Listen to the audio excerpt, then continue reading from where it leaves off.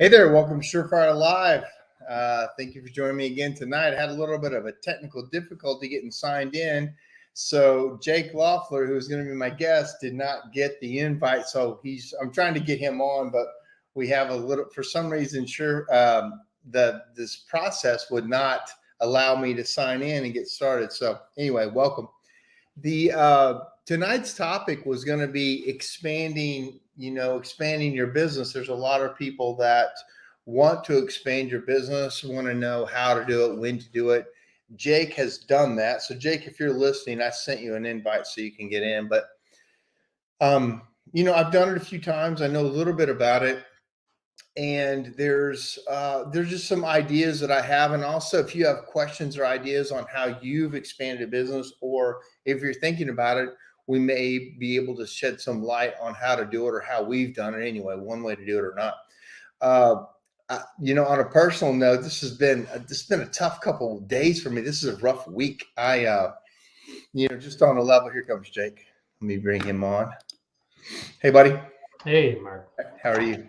Very good. How are you? Good. So I brought Jake on to talk about business expansion. He did not know what he was going to be talking about tonight, but he likes that. But we're just really going to talk about business. And what I was starting to talk about was, a lot of weeks can be rough when you're a business owner. And a lot of times we don't necessarily talk about it. We might say something about it, but this week I had one of my guys been with me 10 years quit on me suddenly. And it was out of the blue. And a lot of it was due to stress. It was due to a bunch of things. And I talked to him about it, and I thought we were going to salvage it, but we couldn't. And, when I add, rapid growth of our business, we add COVID, we add supply chain, we had all the people out and then in, and customers canceling, and on growth on top of that, it's been a tough year. It's a tough year. Even on my senior people that have been with me a long time, there's a stress level that I haven't seen before. And I keep thinking we're going to get out of it, but I'm still not feeling it. Jake, are you with me on this? Is this a Mark Stoner thing, or do you feel it too? Well, my first question is, do you know what he's going to do? No, he just couldn't do this anymore. He's my project manager, not a chimney sweep. He moved from chimney sweep to being one of the guys who helped run it. He's in the middle of a lot of projects. Projects are getting canceled. Projects are getting delayed. Projects are getting whatever. And he's a very sensitive guy, good dude. There's nothing bad about him, but I can just tell you, sometimes it has a toll on people.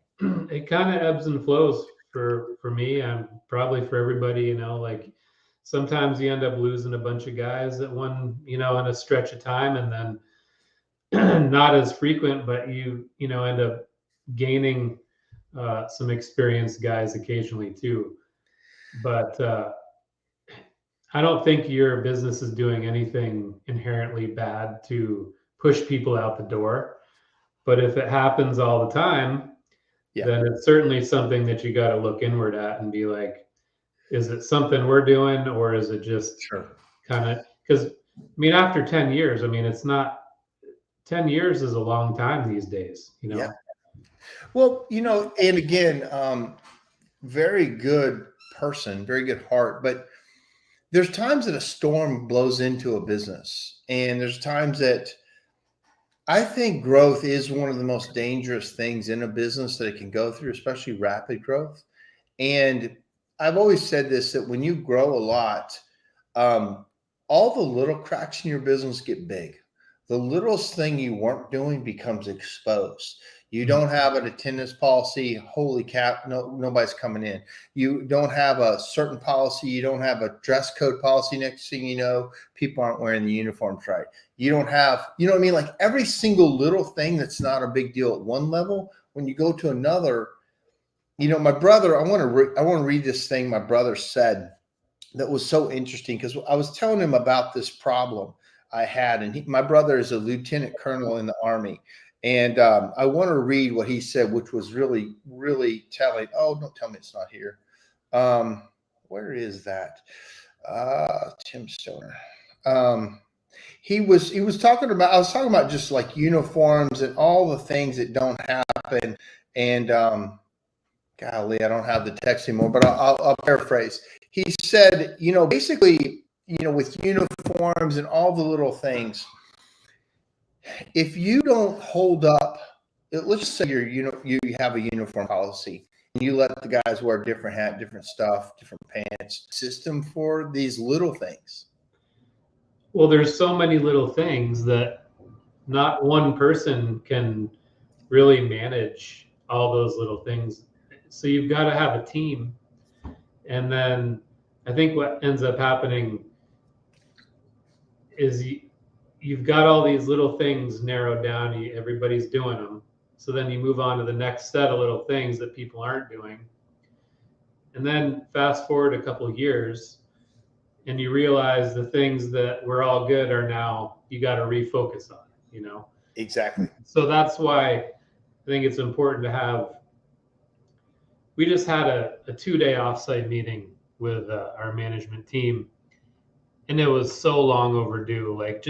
We have meetings every week, and you get your hour and a half, 2 hours, and you deal with the issues at hand, and it's all good, but you don't have time to really do a deep dive into all the little things, that need to be addressed. And what I found anyway is that for the first day of the meeting, we were spending our time talking about stuff that we had talked about 10 years ago, things that should have been buttoned up pretty good, but just, as time went on, people left, managers left, employees left, things just changed. And before you know it, you're like, well, where are we now? What are we even doing? Right. And so we're starting to talk about just the dumbest things, things that are just values that are just should have been ingrained in everybody. And so are they dumb to you because you've been in the business so long, or are they new to them? Because that's the other problem. It's like we've had so many new people, they weren't part of the process. They don't know why we exactly. And it's like Groundhog Day sometimes when you've got to repeat the stuff over and over. It's almost like, and then the people that have heard it a million times, they turn it off. They're like, yeah, of course. And so then you're always trying to come up with the new thing, and they didn't know why you did the old thing. So that's what we found. That was the takeaway. So we scheduled an offsite every quarter this year. We'll talk about that real quick. What do you talk about on an offsite? You say, hey, we're going to go talk about stuff. How do you set it up? How long is it? What do you have a something you go down, a process, or do you do traction? So on the weekly meeting, we'll as it gets closer, we'll start, putting things on the agenda, and we'll just, anything that you think that is good to talk about in an offsite, throw it on there. Get a nice place where you can have a, comfortable, you got a TV, you just rent a space at a, convention center or something like that. We used New England Supply that graciously gave us their nice conference room for 2 days. But and you kind of just do what is the most out of this huge list of things that we could talk about? What are the most important things? Pick 3 or 4, and we'll try to hammer those out. We have 2 days, 16 hours to figure this out, and just try to go down the list. And it was awesome. It really, I walked out of there feeling so good. Everybody was feeling good. It was only 2 or 3 weeks ago that we did it. So we came up with a lot of things. And over the next, 2-3 weeks, a lot of this stuff should be rolling out, and just exciting. It's reinvigorating. It's motivation. It's really just to spend 2 days is, 3 days would have been great. So are you leaving town in hotel rooms and places, or are you just, is it You in could. town? I know Mike Fazy, he's went out to Cabo, with his team. So, that would be optimal. but we stuck around town and chose to do it that way. My office is wanting to do an offsite, because I do a lot of stuff for the technicians. I do a lot of stuff for management teams, but my office themselves, we're going to do that soon. And so we're looking forward to that. But to that point, this week or last week, I just noticed again a lot of little cracks in the game. And so I had an analogy, and I talked about, I think, on my podcast, where, in the 90s, Rudy Giuliani had that crime bill in New York where they started, it was called the broken windows crime policy or something. And basically what they noticed was, if we stop prosecuting small crimes, the big crimes get worse. So the people who jump the train station thing, if they do graffiti, they break windows, they do the small stuff, a couple things happen. One, the area starts to seem run down, so investment doesn't happen, things don't happen in the area. And two, the crime just tends to grow. So if we prosecute the small crimes, the ones you wouldn't think you would really go for, the big crimes tend down, and it actually worked. Now, there's other kinds of politics and stuff involved in it. But the concept to me was what I brought back to my company. I said, here's the deal. We're going to prosecute small crimes.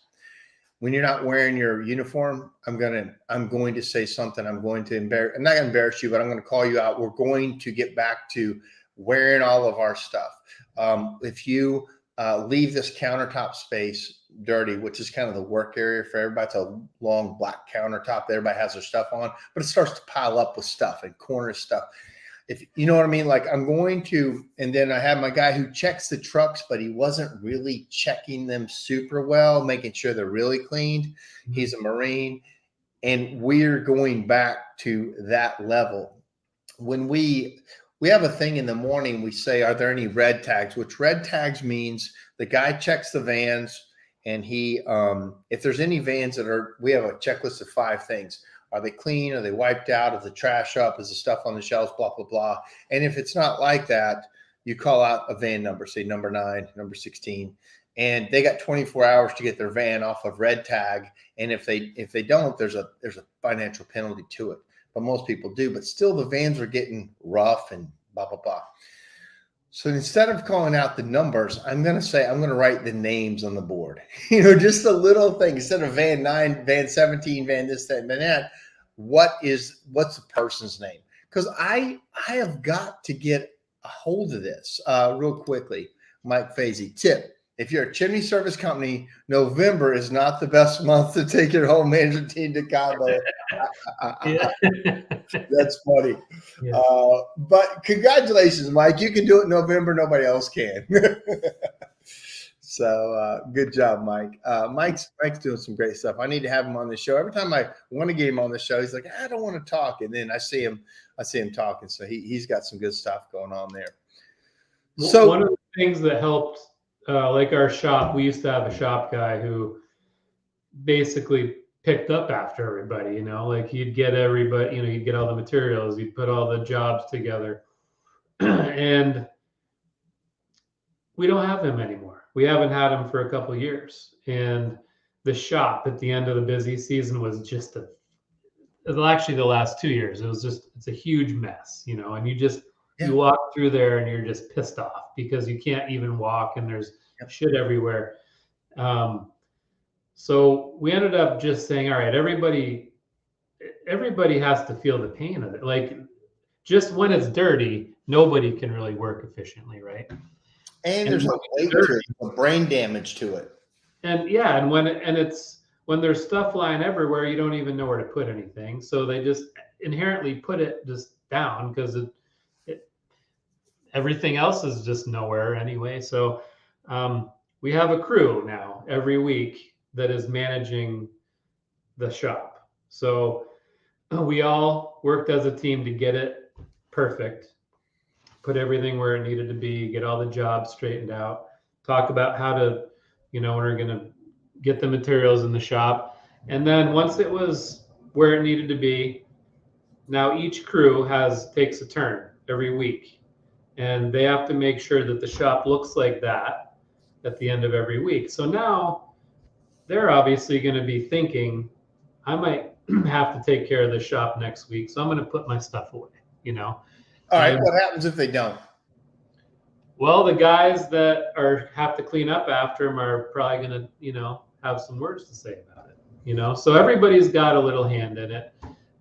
It's not always perfect, but the shop looks amazing, and it's been a few months. Granted, it's the slow season, but they're doing an awesome job, and I think everybody's working as a team to keep it the way we need it to be efficient. So seems You like know, so my shop is like that right now. We have just nonstop. The amount of stuff in the shop is still crazy. The jobs coming in and going out, and we have an area where we process jobs and process carts and do everything. It's still very, you know, busy, but there's also some clutter getting into that way. And I'm getting ready to have to go through that. But we have actually two guys that's their full-time job, is to set up jobs, job processing, job organization, and keep the warehouse clean.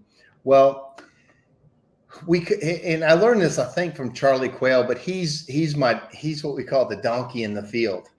He's the guy who, you know, you put a donkey in a field, that donkey goes in and kicks out things that shouldn't be in his fenced in area. So Chris is the donkey.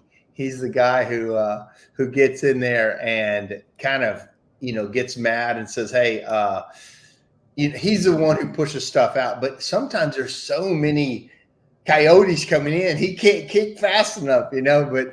But Chris is the one who does that. But Chris gets mad. What's that? Chris gets mad at people? He gets silently mad. He's silent, and then when he jumps out, you're like, whoa, where'd that come from? Like, dude, why are you so mad? Because 1,000 other things have built up on him, and then all of a sudden he jumps on you. So Chris is the nicest guy in the world, but, you know, sometimes he gets pissed. But you know, my main reason I wanted to talk to you tonight about business expansion. So here we are talking about problems with the one business, and then we also expand on what we've got. And I wanted to talk to, and anybody else has questions. Again, this is a two-way conversation. I'm watching conversations happening on Facebook and my personal Facebook page. So if you guys got questions or ideas, let's talk about it. So one of the questions is, you recently opened up a new market for you, right? You're in Burlington, Vermont, and you opened up a new market somewhere, right? Portland, Maine, yeah. In Portland, Maine. Okay, so tell me this, and why do you expand? And do you think you've already maximized what you have in Burlington? What was the process of how did you get a guy? And then what's your process on the phones of building, like, and I'll talk about that too, because we've done it a few times, but I want to get your take on expansion and what that looks like to have more locations. I think for me, we're in a smaller market, so I don't think we've maxed out the market, but to get to where we want to go, I don't know that trying to grow the business in that single market is probably the most efficient or shortest way to get to where we want to go. And it is all kind of revolving around the operator of wherever you decide to go. So you can't, yes, you can be like, all right, I'm going to go, you know, to this whatever area and then try to find somebody. I think it's more like you got to find the guy first and then decide, like, is this worth it? Because you could really struggle for a long time, I think, if you didn't have the right guy to run it. So for sure, if you got the right guy, then it makes it a lot more efficient. And I think it's probably the best move we've made in a while, you know, as opposed to acquiring another business in a neighboring town or something like that, where you might just get those customers anyway. You kind of never know if, you know, you spent the money on this customer list or this business, you may have already gotten half those customers anyway, you know. Now you've bought some other chimney companies too, haven't you? Or We did bought you? I know you had some deals in the working. Did you buy them? Yeah, over the years, it's been 3, I think we've purchased over the years. Yeah. So can you talk about acquisition versus, versus growing it organically? How did you? Well, you and I have had this conversation many times, and you are under the, tell me if I'm wrong, but you think that if somebody's going to go out of business or try to sell their business, you think you're going to get a majority of those customers anyway. I will. I agree with you. That's what I'm saying. I don't know if, depending on the price, but sometimes it's nice to get the phone number, just to have it ringing into your line. So most of the time you've bought businesses in your own area that you're already servicing. You kind of have acquired competitors. And so have I. I've done that before. And I've gone back and forth now on that a few times. I have a different feel about it than I used to. But in that case, can you talk about the good or the bad of acquiring a competitor in your area that's that wants to sell? It's nice to get the customer list. It's nice to get the phone number. Sometimes, can you talk about can you talk about how you structured the deal? Most of the time it's pay over time. I like the way that you you kind of pay on the gross percentage. So that's a great way to do it. I mean, there's so many ways you could. It just depends on the best way to do it is the least money out of your pocket for the longest amount or shortest amount of time, right? So when you and I have talked, but the people who haven't, I'll kind of say I structured a couple deals. It may help you, it may not. I'm not saying this is by any means the way to do it, but it's the way we did it. I had a couple competitors that wanted to go out. They were done. They wanted to be done. And and I get offered businesses all the time. I got offered one about a month ago. I got offered one 6 months ago. Most of the time I say no, because I say I'm the wrong guy to buy your business, because I can start a business and duplicate what we're doing faster for cheaper than buying your thing and your headaches and your thing. So, but here's how I structured the deals I bought. I looked at the revenue. I looked at what I thought I could do with the revenue. So I look at what the owner made, what they claim that they made. I looked at what they owe and, any of those kind of things. But my main thing I do is then I come to an agreement with a number, and it doesn't really matter the number. If you think it's worth it or you can do something, that's probably the main thing. I can look at somebody's deal and go, oh, I wouldn't have paid that. And they made it work. And I've seen all levels. So it's really what you're comfortable with and what you think the value is and what you think you can do with the company. But what I've done is I paid them a chunk up front of some minimum amount, and then I've paid them 10% of the revenue over 3 years, 5 years, whatever the time frame is. Mm-hmm. And sometimes that's worked out to be better for them because I will make more revenue from their phone calls than they did. A lot of times I show them what our average per phone call would be coming through Ashbusters. And then we look at their average. And typically when the phone call comes through my company, we make more revenue on it than they did. Right. And if they will give me the benefit of time, I'll probably pay them more than they asked for. But I have an agreement that I'll at least pay the minimum over 3 years or 5 years.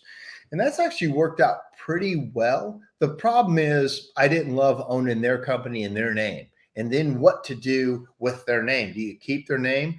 Do you roll it into yours? Do you change it? Like, what did you buy? Then what about the problems? And sometimes I keep both phone numbers and I get 2 phone calls for different companies coming in. And then I got to explain, well, Ashbusters owns Chimney Clean, and we still use Chimney Clean's employee. It becomes kind of a cluttery thing. Mm-hmm. What have you done with that kind of meshing of the businesses? We usually don't use the company's name. You don't? We just answer the phone. Maybe at first we'd answer, like whatever the company's name is, and then we'll tell them right off they retired or they sold their business or they asked us if we take care of their customers or, you know, something along those lines. Right. And then that's it. You know, it's not like you're on the phone talking about this I forever. like that. Yeah. Yeah. So I stopped doing that. So basically now I just start a new business where we decide we want to start one. And Right. we've got 4 locations. One is Charleston, one is Knoxville, Tennessee, one's Nashville, and then the newest one is Milwaukee. And we had kind of different strategies on each one. From the beginning, I thought the Knoxville market for me was going to be good. It's close. It's a growing area. It's in Tennessee. We don't have any different licensing and stuff. But I didn't start there. I had a employee of mine that he was my number one guy, and he wanted to move to Charleston. And I said, great, start your own chimney company. I'll help you if you want. He goes, no, I want to work for you. I just want to live there.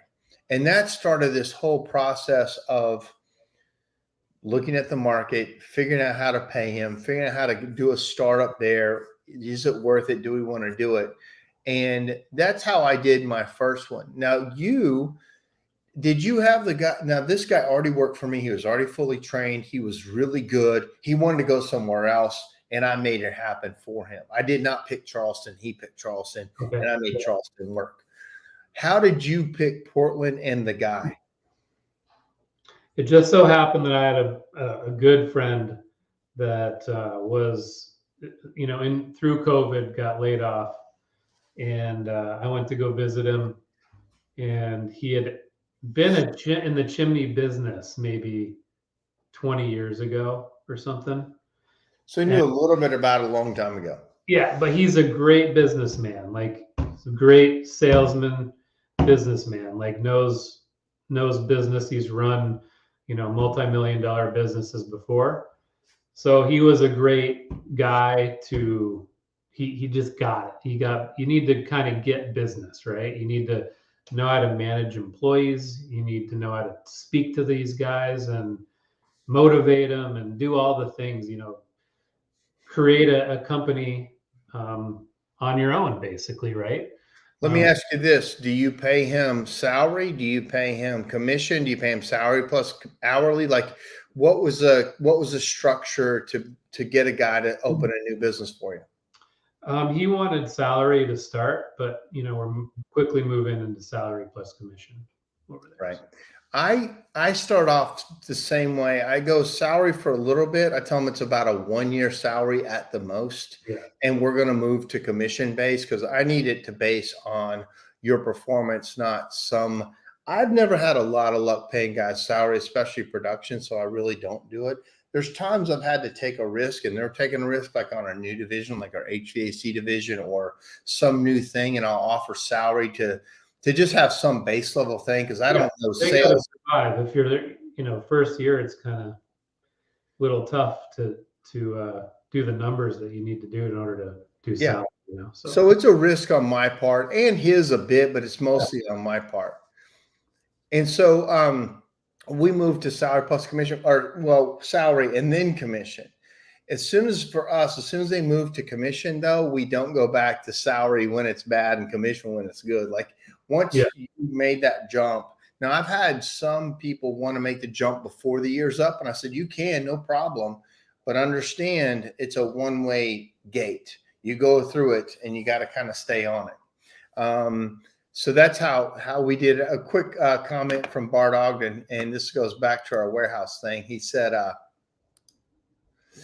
our warehouse coordinator is one of our most valued team members. He goes to battle with Mr. Waste daily. Mr. Waste is a very high paid 6-figure salary guy in your business typically. And I love that Bart has a guy that battles. One of the highest paid employees you have is Mr. Waste. He's everywhere. He's in every wrong phone number. He's in the wrong turn. He's in the wrong materials, the messed up job. He's paid so much money. Mm-hmm. So I love that, Bart. Thank you. So back to expansion. Do you, so how's that going for you? How many trucks are you running up there? How long you been doing it? Like, how's that going? It's been a little over a year. We've got a couple trucks.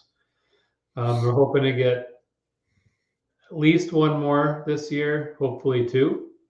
And that location is our biggest area for growth, in the company right now. So it's going extremely well, in my opinion, for first year. Did he pick the area or did you? He already lived there, He so lived there. yeah. So you found the guy and you're like, hey, let's start it there. Yep. And that's how you did it. Yep. So to me, another thing too is not only opening, but getting to about 3 trucks as fast as you can in case something happens to that manager.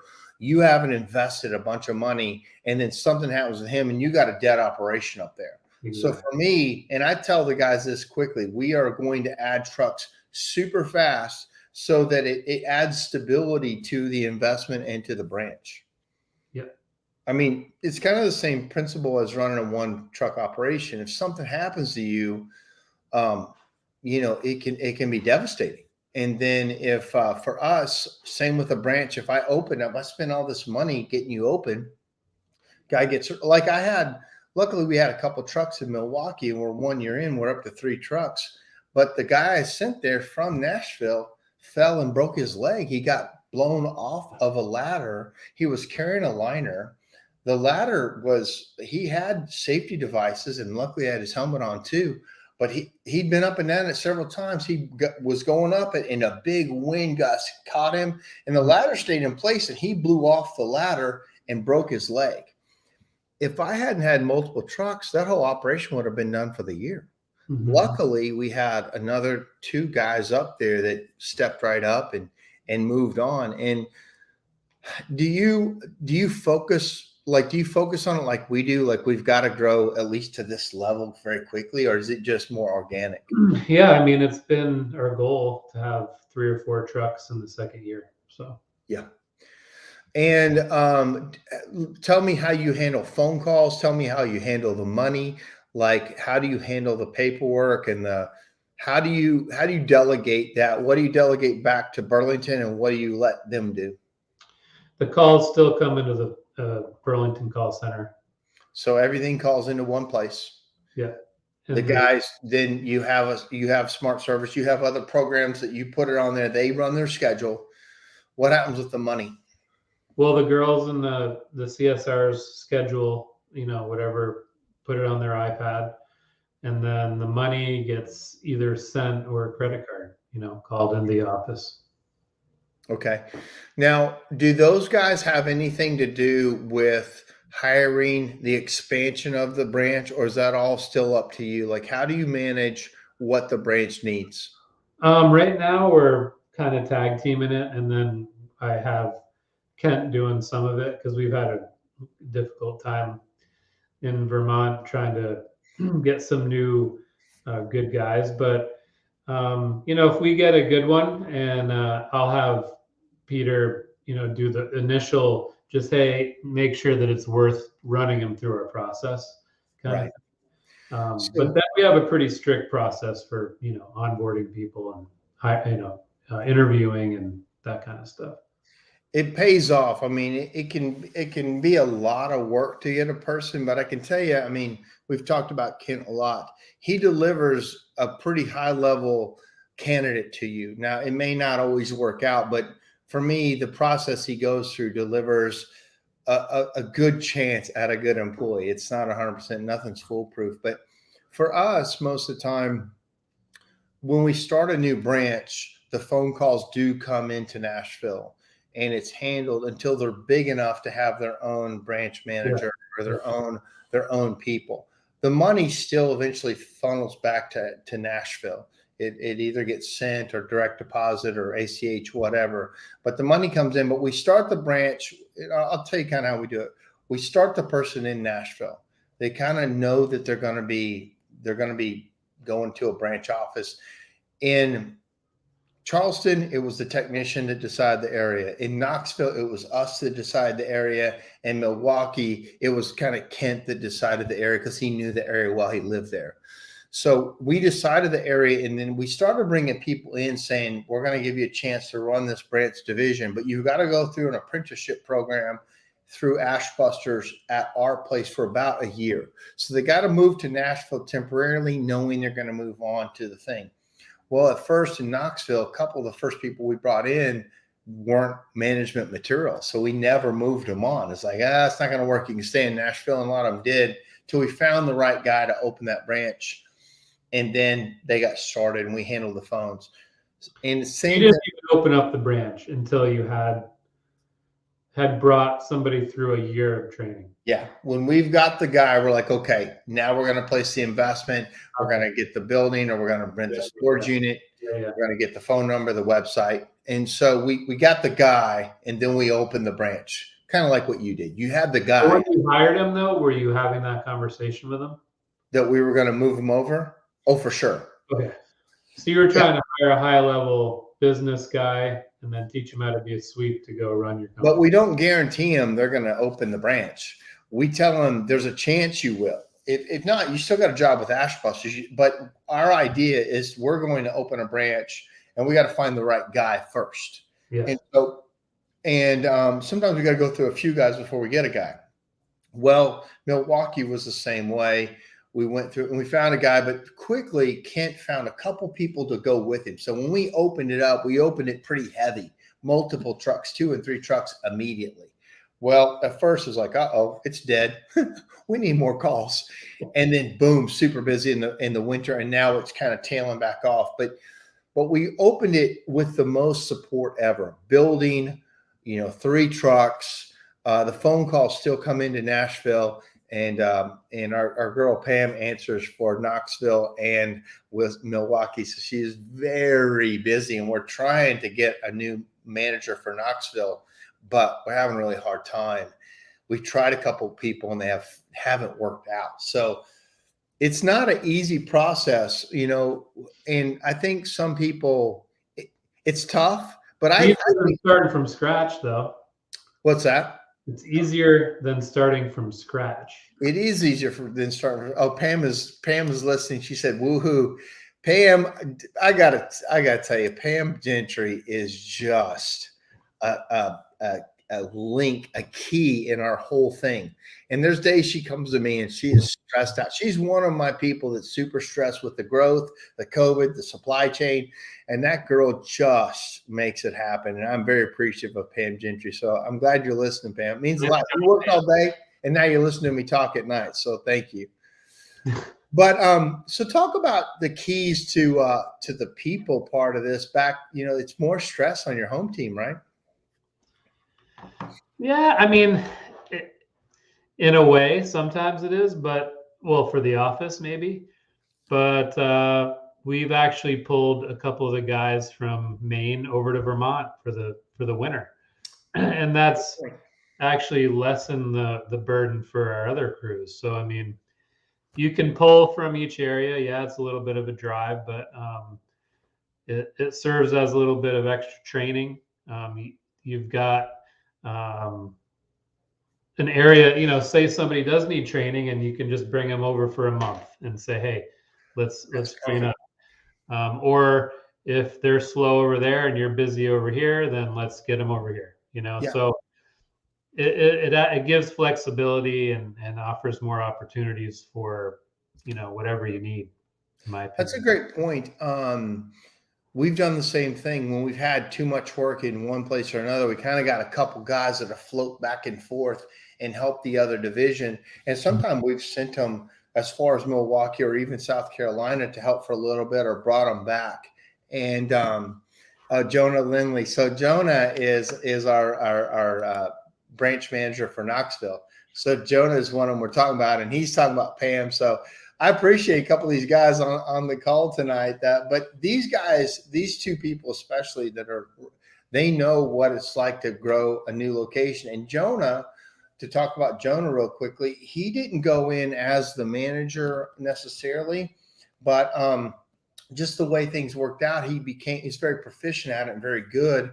But he's still working in the field too. Like, he's managing, but he's also doing all the work as we grow this division. Is your guy doing the same thing? Is he doing the work too? Yeah, mostly we're trying to get him just to sell and manage. But Yeah, he's out there, man. If we need help putting a liner in, or he's still training the other two guys too, you know. So we're whatever you need to do, he does, you know. Right. That's Jonah too. He's selling, he's helping manage, and he's still doing the work as we grow it. And he's seeing, what we're trying to do, and he's a big part of that. But and all the managers they're trying to grow it so that they can have an opportunity to, as I always say, trade backaches for headaches. You don't get to not have aches. That's not the deal.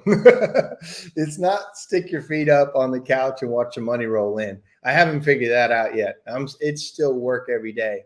So what's next for you guys? You've got a couple locations. Is the plan to just stay focused on growing those locations, or to even add another location? For now, just stick with what we've got. Perfect. I don't know if there's even such a word, but get it to a point where they're similar and working in congruency with each other, and then we'll see where we want to go next. One of my situations that I was running into with, you promote people they did really good at one thing, and then you promote them into something else, right? You're like, hey, you did a great job as a technician. Let me make you a manager. Or you did a great job as this. Let me move you up to there. And some of our issues were, you've heard of that, the Peter principle. Have you ever heard of that?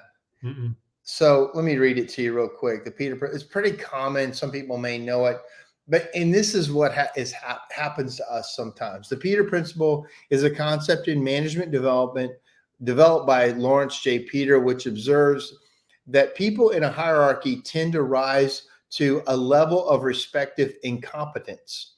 Employees are promoted based on their success in previous jobs until they reach a level at which they are no longer competent, as skills in one job do not necessarily translate into another. Mm-hmm. And I can tell you that's one of the hardest things to overcome, because you want to promote the people. You've done a good job. Most people come in and they're like, hey, I did a good job here. Let me do that. Man, that doesn't always translate. Have you ever seen this in your business or had it happen? I've kind of kicked myself for promoting a couple people, but they were awesome in where we promote. They were awesome in the field. We brought them into the office. They were awesome in the office, but it almost gave them they're no longer with us, but I wish they're awesome, but they're with somebody else. I just kept them in the field, but yeah, that's why it's good to have like a 60 day trial, see how they do. So for me, sometimes it absolutely makes sense to be loyal to the people and bring them up and try to give them promotions inside the company.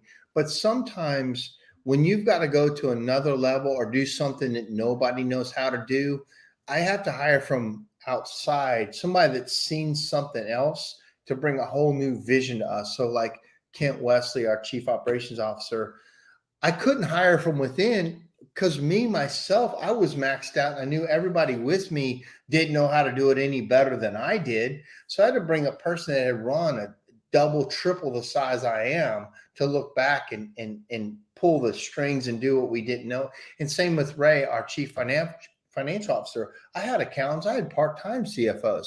I needed somebody to sit in the seat and fix us, not radio in once a month. Now, trust me, I did that for a long time. It helped us. But there was a level that we got to that I had to bring that in full time. And it's good to do it part-time too. And I know Ray helps a lot of people part-time. But there was a time I had to bring somebody in that could just criticize us and fix us. And so there's a balance for me. I want to be loyal to everybody and bring them up and give them more opportunity. Sometimes you're talking about higher level person that, I mean, I don't even think you could do Kent's job. Really. I can't. No, I can't. You hired so above, and you got to. And I don't mean. Let me just say this, because I've said higher level before, and it makes the people that aren't that feel like they're below them. I'm not that level. It's not even above. It's just a different skill set, I should say. They have a skill set that I don't have and nobody had that I employed currently. And those were two excellent hires, Beth. I mean, that just think about what happened to your company when you hired those Oh guys. yeah. So, Well, they exposed every little crack I have. yeah. But I wanted them to do that so then we can fix the cracks, right? If you stay a certain size, there's a problem with that too, because everybody's like, nothing changes. There's no opportunity. I don't, it's always the same thing, the same people at the top, same people at the bottom. Then when you grow, you have new people in positions and they're new at it and they may suck at it or they may have gaps or problems.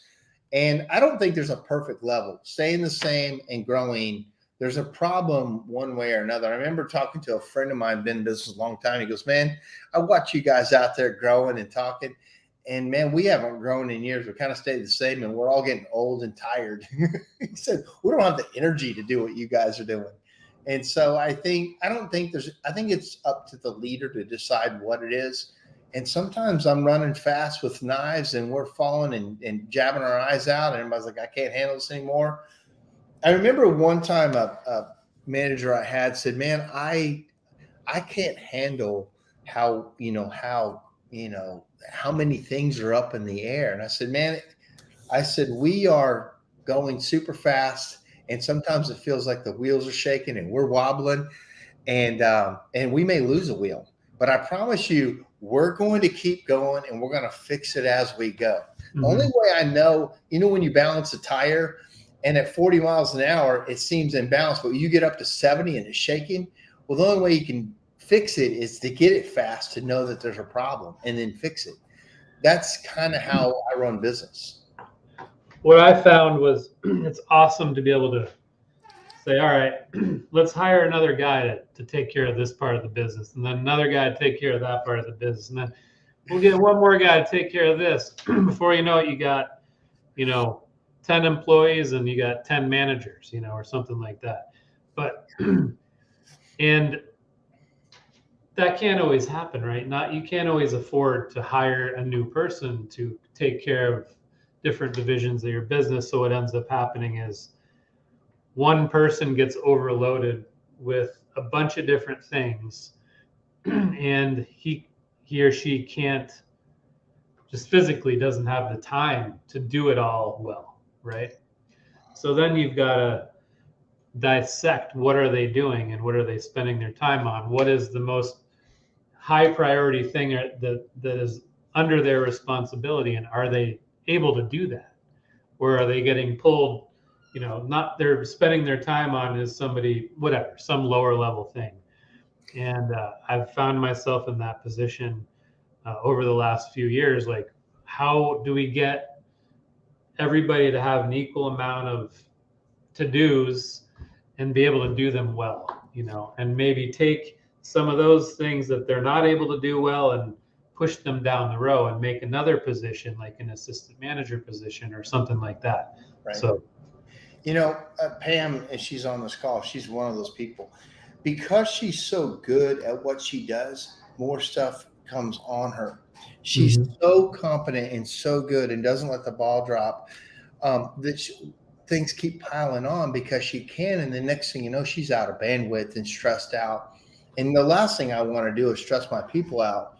But I don't know totally how to not do it. Like, if you're growing, you're like you said, at some point we've got to break off part of that and turn into another job.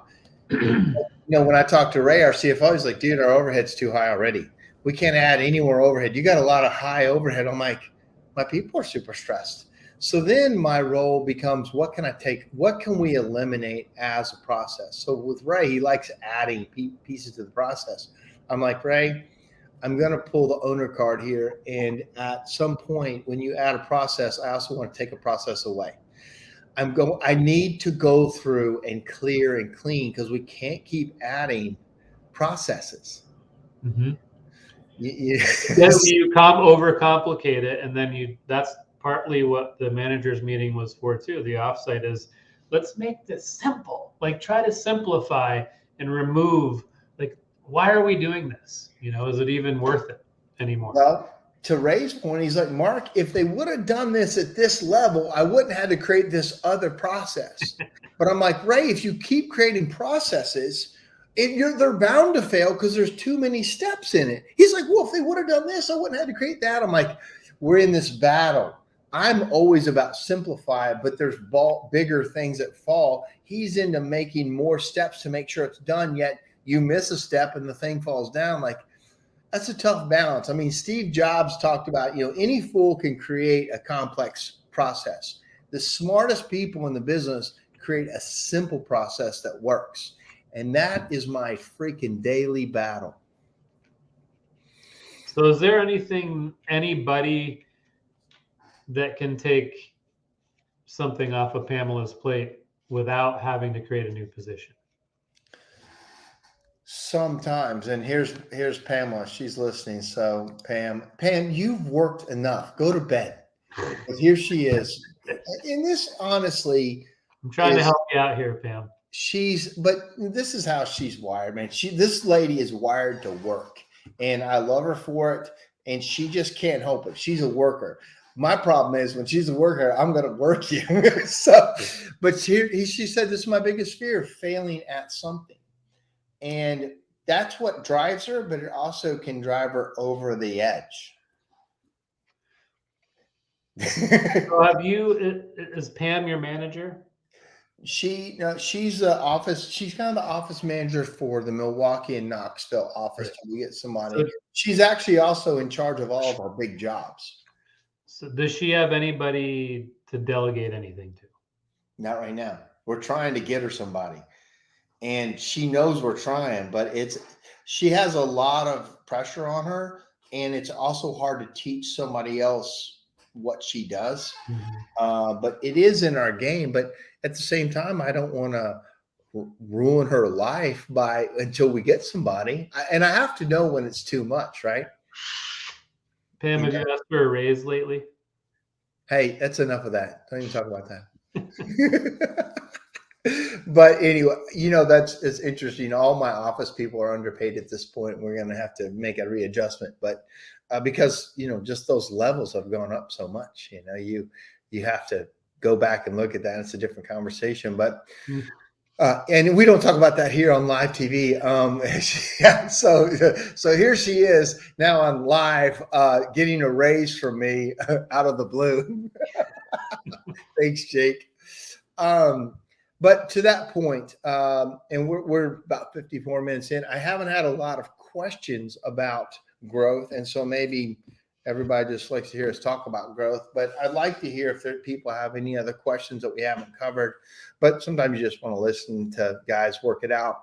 At this point in our growth, we're going to stay where we are for a minute and stabilize all of our locations. We've got 4 locations, and we're not going to add any more for at least a year or 2 years. And we're going to make those all stronger because you only have so much cash. You only have so much bandwidth, and you don't want to keep growing into chaos and just spend all your money and go broke.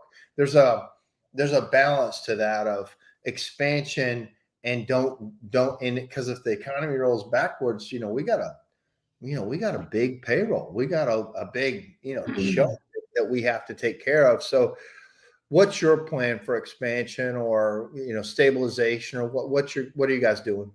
It's the same, especially with the economy the way it is now. Like, there's a lot of uncertainty. I think our businesses fare better than most in periods of a down economy, but I mean, this is not your typical down economy. Like, there's with the gas prices the way they are, and I mean, there's just a lot of uncertainty. So might as well just focus and try to like you said, make sure what you've got is running well, and then see how it goes.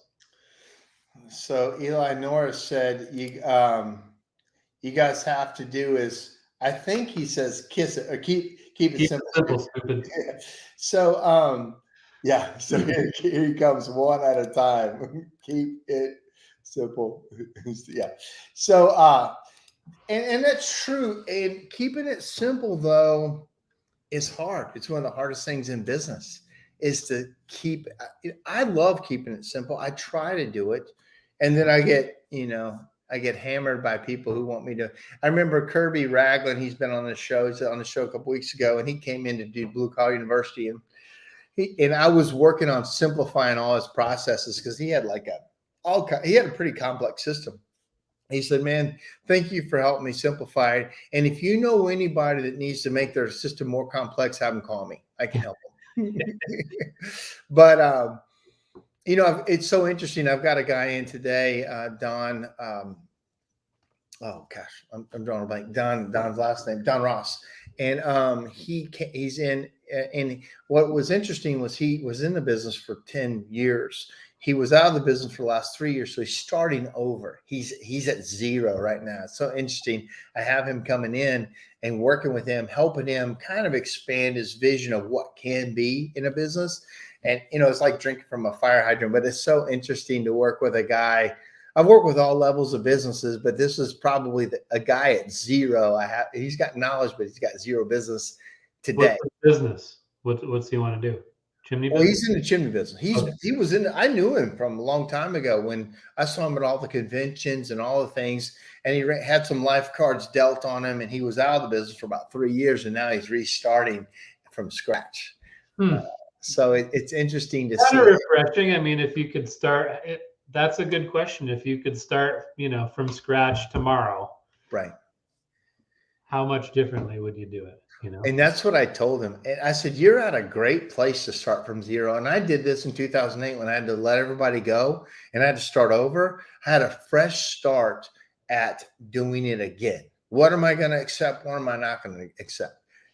My drug policy, my attendance policy, these things. I'm like, how can I start this thing again? And I'm not saying because it's hard. It's easier to start somebody new the right way than change somebody that's gotten used to the old way to your new way. Yeah. But I love working with him, and I love working with people on new business and how they're going to grow it, because I can help. I like helping them. It's like reaching back and teaching somebody how to play T-ball again. How it works. Mm-hmm. Here's all the things you got to do. So yeah, totally. Anything else? Well, you want to tease out the thing with SureFire that we've been working on? Yeah, a little mastermind. We're thinking about starting a mastermind that has some motivated business owners that want to join up and have some high-level discussions. Listen to some well-known speakers. Just keep the conversation going, see what we can do to keep it simple. What it's going to be, if you're a SureFire subscriber already, it's going to be an invite thing that basically kind of our top. We're going to talk to our SureFire subscribers and basically have a group, a mastermind group of people who are kind of like-minded in business, but also want to learn business. And we've got a couple other neat things. There's some really fun things that haven't been done in this industry before that we're going to roll out. So if you're a SureFire subscriber, stay tuned for a neat thing. Jake's been really working on it. This is his brainchild. We got Hope Stevenson coming in to help us with it. She understands these group things. She's going to be the facilitator. So we're excited about kind of rolling out a new thing that hasn't really been done in this way. Exciting. So yeah, we're calling it Accelerator. So stay tuned for that. If you're interested, we'll be in touch. We'll roll out details coming up. We're pretty close to it, right? I mean, when do we plan on rolling it out? I think we'll start sending out invites by April 1st, or maybe the convention, and then the whole thing will start and kick off May 1st or June 1st, something like that. Let's talk about one more thing. We're going to be at the NCSG convention coming up in Vegas. We have a booth there, so if you guys want to come by and talk to us, we're looking forward to that. We're going to have some SureFire hats, our T-shirts, our shirts. And what was the promotion that we're going to have? If you could win. Should we not talk about it? Yeah, let's button that one up. But I mean, come by and see us. On a certain day, you get I don't think we're also working on a new website feature that is more user friendly. We hope to have it done. We talked to our developer today. He's close. He's running some hiccups, but a probably more intuitive website, so you can find CEUs easier, you can find classes easier, you can find what you need easier, and it works better for you. So we're looking forward to maybe rolling that out. So by the NCSG convention, we'll be able to demo that for everybody. Yeah, So right. swing by the booth and we can do that for you.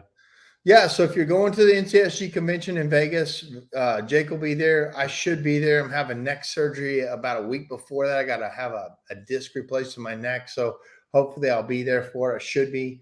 I'll be there by the end of it for sure, because I got to speak at Alan's panel. So come see us at the SureFire booth. And Jake, I appreciate you joining us tonight. And you got anything in closing? My pleasure. No, it's always good to be on the show last minute when you don't know what you're talking about. So yeah, thank you again. All right, Jake, thank you, buddy. Have a good night. All right, thanks. Yeah, so sometimes when I'm doing the show, I don't totally have a topic. I sometimes have a guest. Sometimes a guest has to cancel. Sometimes I haven't had time to focus on it. Sometimes I just need to talk about what happened today. So we had a great audience, and I had a lot of people on. A lot of people stayed on. I appreciate that. And also, if you have any topics where you want to be on the show, let me know. We will figure it out. I think next week we're going to have Chad Murray back on. He's going to talk about some of the processes he's working on. And then, I'm always looking for guests. I got a couple of ideas for some people, but if you got something you want to talk about, some program you've got, something, I'm all about it. And we're an open conversation, and we're trying to just do business better.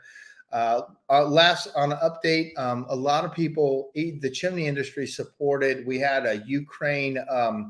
We were buying improved first aid kits, IFAKs, for people in Ukraine. It's terrible. It's wearing me out. I hate seeing what's happening over there. So we came up with a fundraiser at our chocolate shop. It's poppyandpeep.com, and we donated. We made all these bonbons that were in the Ukraine flag and colors and a piece, stuff like that. In like 4 or 5 days that the process has been going, we've raised over $7,000. And we have been sending the money basically to the front line. There's a group over there that has got 10,000 of these. They needed to backfill them and refill them just for the situation over there. So I just want to thank the chimney industry for supporting that effort. And it's 100% right to the front line. Plus you get some delicious chocolates, and we've had a really great outpouring in that. So thank you for that. And we will continue to do it as long as people want to do it. I was in the chocolate shop today, and we had 80 orders today alone that just came in that had to be filled. For us, that's a lot. So thank you for that. That being said, I'm going to try to be back next week. I've got a surgery on Monday. I've been dealing with this neck issue for a while, so I may not be able to do it. I may have to either cancel or have one of the other partners do the show, but we'll figure something out. I said I'm going to have Chad next week. If I'm in too much of an issue, I may have to push Chad off for another week. So we'll get it figured out. Thank you guys for joining us, and we'll talk to you soon. See you. Bye.